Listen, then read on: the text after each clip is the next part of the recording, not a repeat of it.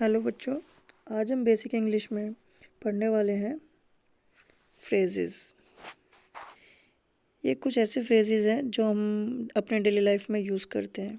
आइए देखते हैं कुछ फ्रेजेस जो हम अपने डेली लाइफ में यूज़ करते हैं। जैसे मैं अभी आ रहा हूँ, इसको इंग्लिश में क्या कहोगे? Just coming.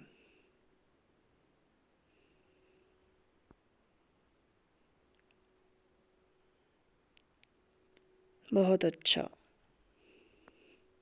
इसको इंग्लिश में कैसे कहोगे? Very well.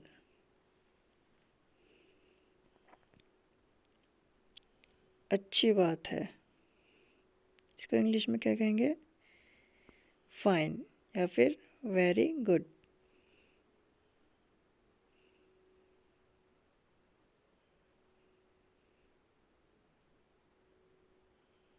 जैसी आपकी मर्जी, इसको इंग्लिश में कैसे कहेंगे?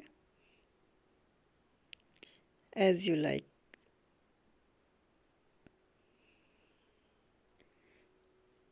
और कुछ, इसको इंग्लिश में क्या कहेंगे? Anything else.